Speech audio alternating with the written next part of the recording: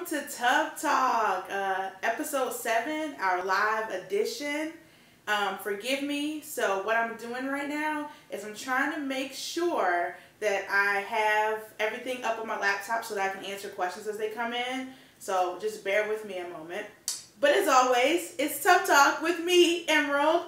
I'm so excited to have y'all here tonight. There's just been a lot going on this week, a lot with the Olympics, and I'm ready to kind of jump into some things. And also, we're going to finish out our cultural appropriation, so that's really exciting.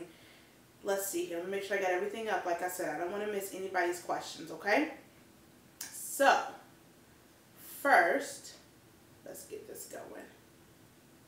There we go. So, first, let's talk about the Olympics, okay? Let's just go ahead and jump right into it. U.S. right now is in the lead with 43 medals, 16 of them gold, so that's fantastic. I'm really excited about that. Michael Phelps, 26 Olympic medals all around from all of his years competing. He is right now the most decorated Olympian ever, which is pretty phenomenal. So, you know, big up to Michael Phelps. Let's get a little bit into the tea and the gossip, though, about the Olympics.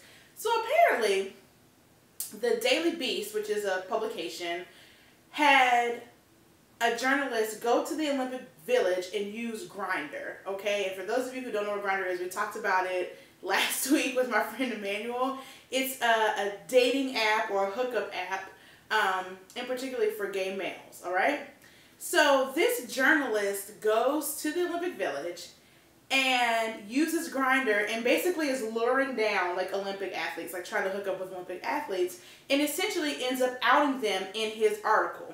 The Daily Beast actually publishes this. And this isn't just American athletes, right? These are athletes from all over the world, from places where being gay is actually an offense that's punishable by death. And he decided that it was okay to out people. I don't know why he thought that would be okay. I don't know why he thought that that was the thing to do. But the Daily Beast actually put it up, and then after people complained, after, you know, the shit kind of hit the fan, they finally took it down. But can we just talk about, like, respecting people's privacy? And what does that have to do with the Olympic Games, right? That's not even in the spirit of the Olympics. Who cares who's gay, who's out, who's sleeping with whom? Like, it doesn't even matter, right? Like, anyway, so that happened. Thanks, Daily Beast, for finally taking it down and doing the right thing. Women's gymnastics show, dominating. Can we talk about the Fab Five? They are amazing right now. Winning all of the medals, all of the things, getting all of the accolades, right? Simone Biles is a beast. We all know that. And then, can we talk about Simone Manuel, who won her heat, becoming the first African-American woman to win a swimming heat, which is fantastic. And that just kind of brings me to something that I really want to talk about, in particularly when it comes to this country and our sordid history with black people and people of color in general, and kind of the celebration of using our bodies and our strength to, like, benefit or get ahead in this country. I am extremely excited and like, it almost brings me to tears to think about what Simone Biles has done, what Gabby Douglas has done, Venus Williams, Serena Williams, and to think about what Simone Manuel has done, and plenty of other African-American women and African-Americans in general. I mean, especially I think about Simone Manuel as a black girl who likes to swim. Like, I love that she went out there and did her thing, right? I also know that this country has benefited time and time again off of the bodies and the strength and the works of people of color. And this is no different. And I can't stop being the activist that I am, and I can't stop thinking about the fact that the same white people who are cheering on and celebrating these gold medals like they're theirs, feeling proud about them, are the same ones who don't give a damn about those black bodies being shot in the street, right? As a matter of fact, let's think about the black bodies that may have already been shot in the street that could have been Olympic athletes. They don't give a damn about them. And that is kind of where I have to stop and be like, as much as I want to celebrate, and I do, and I am celebrating, and I'm so proud, and I'm showing my daughters, you know, the videos of these phenomenal women, I also have to stop and be like, this doesn't change a damn thing, right? This doesn't change anything in this country, because it doesn't matter. Like I said, either one of those girls, any of the basketball players, any of the track runners, whatever the sports, you know, half of the fencing team is black men. They could be walking down the street in the middle of New York and get shot, and because they don't wear their Olympic gold medals around their necks, I guarantee you a good percentage of white America would not care, because it's just another black body in the streets. And it just shows how this country has been celebrated and benefited off the bodies of people of color, even when it comes to things like this, even when it comes to sporting events, and still there's no regard for black bodies. That's my tea, okay? Y'all can celebrate and y'all can take it for your own and take it as a win for this country, and it is a win for this country, but let's be clear, if you're going to celebrate them in that way, you need to celebrate us in all ways and protect us and stand up for us and our rights in all ways. Otherwise, that's not your gold. You don't get to claim it. How about that? That's my tea. That's what I got to say about that tonight. And then just to kind of go a little bit off of that, okay. So tell me why I got pulled over today. Now, this is hard, and I'm going to get to this without tearing up, but I definitely started crying earlier when this happened. So I was on the way to get lunch for me and my family, and I got pulled over at the corner. For those of you who know, it's like right by Billy Graham Parkway and 85. So if you know anything about Charlotte, that's where I was. And my first instinct was to be completely terrified. And I know people say all the time, if you don't have anything to hide, there's nothing to fear. What are you afraid of? You don't have anything to hide. So for those of you who are watching, I imagine that a lot of you know me. I don't have anything to hide. I am a taxpayer. The car is not stolen. It is owned by me and my husband. It has car insurance. My registration's up to date. I do not have an expired license. I don't even have any points on my license as far as I know. I work 40 hours a week for a nonprofit organization that's trying to make a difference in this world. I regularly attend church. I am an active mother. I'm an active wife. I'm an active daughter and sister. I do community service projects. I, mentor younger people than I just don't have anything to hide. There's nothing for me to hide, right? And any opinions that I have, you all know them. So maybe it's people have seen my TED Talks and feel like, oh, she's aggressive towards law enforcement. Maybe I could hide that, but not really, right? I have nothing to hide. And yet and still, I was terrified. When I saw those lights, I stopped and I could feel my eyes start to well up with tears. And all I could do was think to myself was to prepare my family for the absolute worst. So I shot off a text to my husband. I sent it to my husband, I sent it to my mom, and I sent it to one of my best friends. And it was just saying, hey, this is happening and prepare for the worst, because in this state of the country, I don't know what could happen. The reason I bring this up is because that's a problem. The fact that me as an involved, God-fearing, good person, I mean, that we all have our flaws and our faults, but my God, I really feel like I'm a pretty good person. For me to be that terrified of the police state, that's a problem. And that's when I wish that my white counterparts, whom I love, could moccasin me, right? So I work for this organization, and we have like these founding principles that we live by. We work by. I live by a lot of them. And one of them is called the Moccasin's Story. And it basically says, it's a Cherokee proverb. It's from the Cherokee Nation. And it basically says, "O Great Spirit, grant that I may never criticize my brother or my sister until I have walked the trial of life in his or her moccasins." Basically saying, let me not judge the person next to me until I understand what's going on in their lives, right?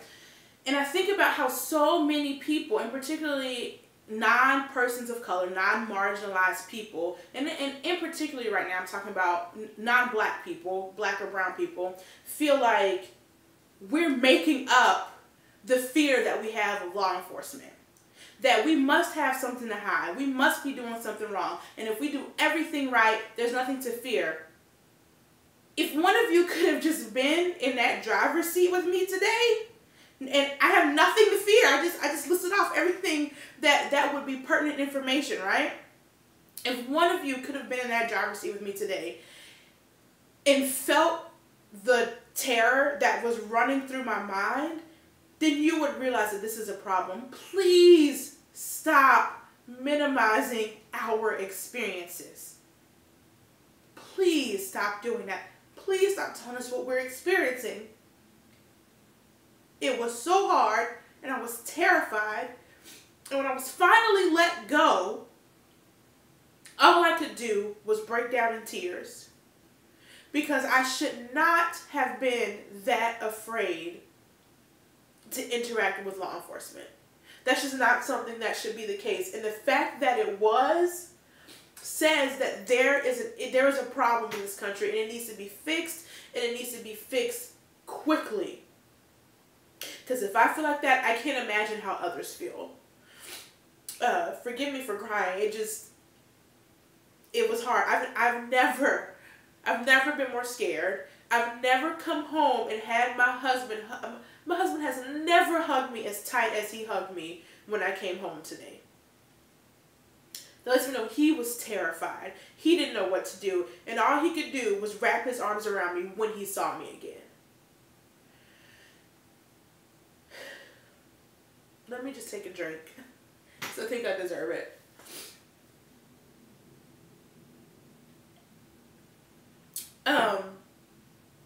I'm trying to make sure that I can get everybody's questions. So if you have them, make sure that you put them up. If you can, put them on Damon's page, because my page is not loading right now, unfortunately, but that's okay, and I want to make sure that I can see everybody's questions. So finally, we're going to finish up our 3-part series on cultural appropriation, and I'm really excited because this particular part is just talking about, we're closing out. We're talking about why cultural appropriation is what it is, and it's not going away, and just how we learn to deal with it. And I see my production laughing in the background. Did I get a question? Go ahead. What's the question? Time out on cultural appropriation. What's the question? And who is it from? I think I know this person. Okay. Stephanie asked, "What are you drinking?" Stephanie asked, what am I drinking? Tonight I am drinking Leinenkugel's grapefruit shandy on top of 2 shots of vodka. It's been a day. Let me just put that out there. Okay, keep them coming. Oh, there's another one. Here we go. I just wanted to read it because I thought it was pretty interesting. Mm-hmm. Tad Miller says, "I can't imagine. In my world, it's almost a game. Can I get out of this ticket?" Right, exactly. So Tad Miller, who's a friend of mine from college, a white male whom I adore, and he and I always engage in really, thoughtful conversation around race relations in this country. And he said he can't imagine, because in his world, it's almost a game, thinking to himself, or people thinking in terms of like, can I get out of this ticket? Right? That's not even a thought that crossed my mind. So thanks for putting that, Tab.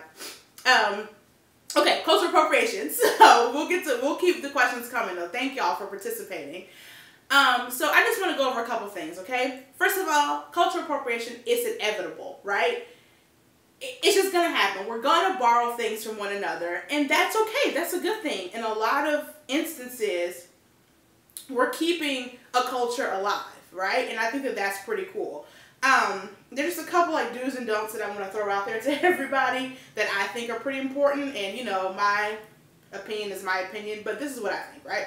So first of all, do what you want, all right? If you want to rock a particular choice of dress, if you want to listen to a certain type of music, if you want to dance a certain way, if you want to pick up a certain bit of slang, whatever it is, do what you want, okay?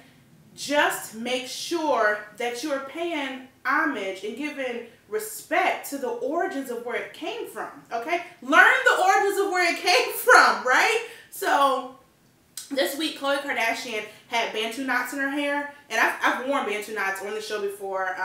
It's knots in your hair, and she put it on Twitter or on Instagram or whatever social media platform, and she was basically like, Bantu babe, or however she captioned it.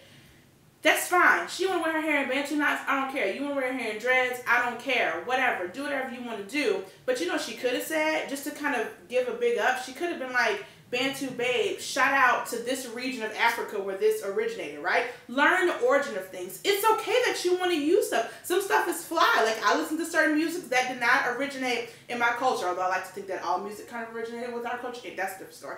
But, like, that's fine.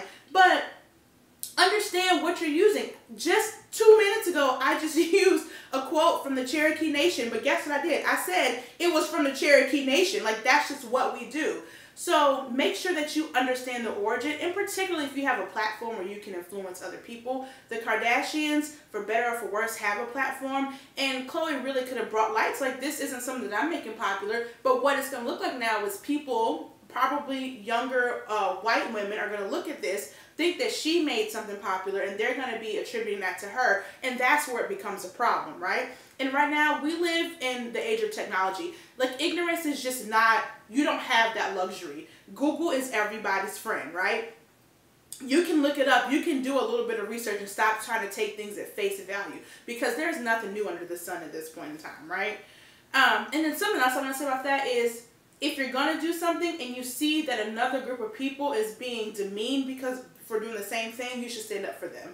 So again, thinking about those Bantu knots, Khloe's soon-to-be sister-in-law, Black China, a couple months ago wore Bantu knots and was called ghetto, was called all types of things, right? A black woman wearing them was called those things. But Khloe wearing them is fashionable. Khloe could have stood up and been like, to anybody who wants to wear them, this is the summer style, I love it, shout out to the region of Africa, like, this is where it's at, right? Like, stand up for people, because then you're not feeding into this double standard. And that is one of the problems with cultural appropriation. Some people get celebrated for it, some people get demonized for it, some people get credit for things that have been around for hundreds and thousands of years, while other people just get parts of their culture stolen from them. So it's got to be a give and take. What else will I say? Yes, no sacred artifacts. So my biggest issue with cultural appropriation is when people use things that are like really sacred to a culture. I know we've all seen the native headdresses, you know, basically the music festival uniform that girls wear in particular. Like, those things are sacred in religion and spirituality. Those are things that mean something to a culture. We're not talking about a style of shoe or a slang or anything like that. We're talking about things that are really meaningful. You should probably just stay away from those things. Like, you want to, wear some of the outfits that have a shirt cut a certain way, fine. You want to use a slang, you want to listen to music, sure. Let's stay away from the things that are really sacred to people, because it really does become offensive, and you start to make a mockery of people's lives, of things that they hold very dear, and I think that can be a huge problem as well. I'll also say this: appropriation does not make up for your lack of diversity. So something that I've noticed, in particular when it comes to the fashion industry, is that, like, I could be watching, a fashion show, let's just say, I'm just going to say Marc Jacobs. I'm not saying that Marc Jacobs has ever done this. I'm just putting a name out there. I could be watching a Marc Jacobs fashion show, and he could parade out 20 skinny, pale, blonde, white women.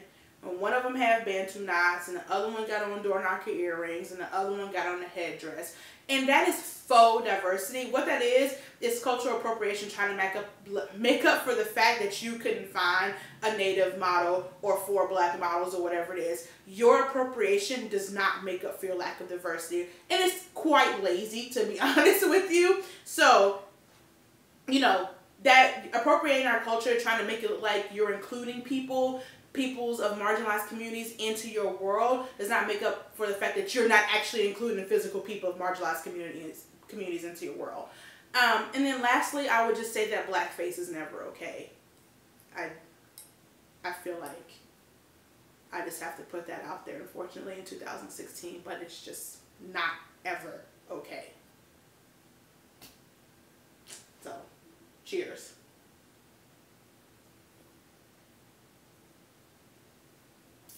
Cool. Questions, production?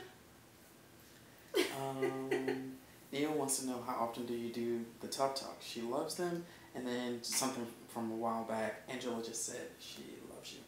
Hi, Angela. I love you too. Who asked about the Tough Talks? Nia? Nia. Yeah, so I do Tough Talks every week. I shoot them every Friday night, and they're usually posted every Saturday morning, or maybe like Friday night at midnight, which I guess is still technically Saturday morning. So every week there's a Tough Talk. I'm glad that you like them.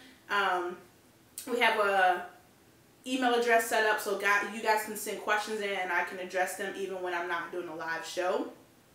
I always try to talk a little bit about celebrity gossip. I always try to talk a little bit about like a top story, and a lot of times that's political. And I always try to do something regarding social justice and kind of, fighting the good fight right now and being in the movement. So I would love to have you as a viewer and have y'all's questions. What's the email address?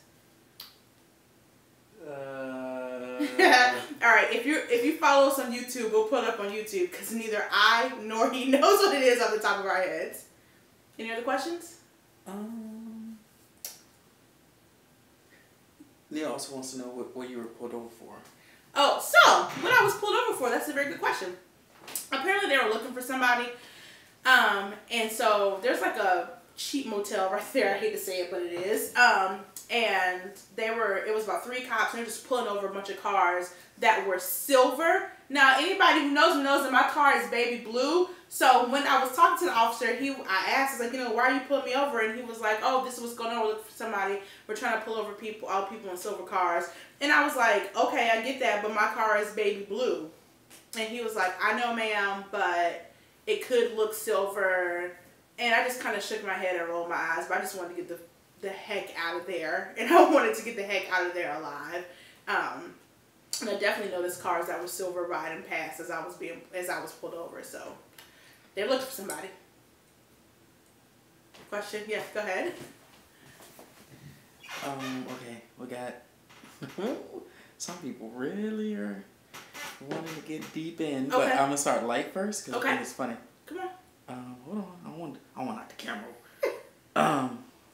Have you thought more about the American Wizarding School made up by J.K. Rowling? Angela, I know that was you. The American Wizarding School made up by J.K. Rowling. So for those of you who don't know, I'm a huge Harry Potter fan, and y'all know the 4 houses in the original Harry Potter were. Well, the author, she has told us that there are more houses around more schools around the world. And the one in the United States is called Ilvermorny. Ilvermorny, however you say it. I'm a little tipsy. And I told my friend Angela that I didn't know how I felt about it, because a lot of it rests on the idea of Native American magic, which didn't sit well with me. Like, it didn't sit well in my spirit, because I don't feel like Native Americans think of their religion as magic. And so I hadn't really gotten into it. And so the short and long of it is no, I haven't thought much more about it, but I will, and I will get back to we will have that conversation, Ange, I promise. Yeah. Any pointers on helping, they say my church, but I would say any church become multicultural as opposed to multiracial? Any pointers on helping any church become multicultural as opposed to multiracial? This person said my church. I bet I could guess who it is, but I think it's going to first start with the leadership of the church, and I would say your head pastor, and they're going to have to really commit to that whole idea of moccasining, and you have to meet people where they are. Like, I'm a firm believer, if you're looking to understand cultures, then you need to go invest and spend some time in those cultures. If you're in a particular community and you know that you have a large, let's say, I don't know, Puerto Rican population there, then the leadership of your church is going to have to step outside their comfort zone and go spend time in that community and build real relationships and rapport with that community. Because nobody, especially when it comes to church and religion, nobody's going to attend a place that they don't feel like they are truly valued and they can trust that leadership, especially when it comes to a place of faith. So I would first say that your leadership's going to have to take a step outside of their comfort and really go build those relationships with people. And that takes time. That's going to take some time. That's not going to happen over a couple of months. That's going to really take some time. What else we got?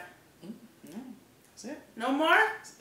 Somebody said I do, but I'm confused. They were saying I do too, but yeah. All right, well, wait. Suggestions for creating allies for the Black agenda for people who want to help, but don't know how or are afraid to offend. Okay. And then they said white people. Okay, so suggestions for creating allies for within the movement that's happening right now, particularly when it comes to Black lives, for people who want to help but are afraid to offend. So we're talking about white people who really want to help but maybe don't know where they fit in and don't want to offend. First of all, educate yourself. The one thing that really drives me crazy is when white counterparts, and thankfully I've surrounded myself with friends who don't do this, but when white counterparts rely on me to educate them about my oppression, right? Although it's sometimes whitewashed, the history is there. You can kind of educate yourself on your own. And then you can come to me, and I think the best thing you can do, and a lot of people don't do this, as opposed to coming to me with suggestions, ask me how you can help in that moment. And it really starts with those personal interactions, and it builds out, right? If you are a part of, let's say, a church, as we were just talking about that, you know, sit down with a couple people in your congregation that you feel comfortable with and be like, how can I help with this in our particular community? Let the community tell you what they need, as opposed to you going in thinking that you know what they need. Because I know what I need. If you were to ask me right now, I would say I need babysitters on this night because I have to go out and do this with a group of people who's looking to march, who's looking to fight against oppression. Like, that's a real need in the Ford household right now, is babysitters. But you have to be willing to educate yourself on what's going on in that community, educate and like really pinpoint the problems, the pressure points of that particular community, because it's a microcosm of what's going on nationwide, but there's still very particular issues going on. And then start to build that conversation out with people that you know and ask them what they need. Do not come to people telling them what you think they need. That's the first place to start. Anybody in Charlotte want to watch my kids next Thursday? That's what I need. Any other questions? All right, y'all. I've taken up 28 minutes of your time, which is much longer than I usually do. And by much, I mean like 8 minutes longer. I'm going to leave you with my final thought. My final thought is the text message that I sent to my husband when I got pulled over. And all it said was, I'm being pulled over. If anything happens, you know I didn't commit suicide. Burn this bitch down. I'll call you in a sec. First of all, we cannot take a moment to laugh at the fact that my advice to him, if anything happened to me, was to burn this bitch down. That's right. You mourn for me, but you damn well better avenge me. Do not let me just become a hashtag. So we can laugh at that, but let's be real. I had to send that text message in 2016. That's a crying shame. That, ladies and gentlemen, is race relations in 2016. As always, I will see you next week. Thank y'all so much for participating tonight, and keep sipping. Bye.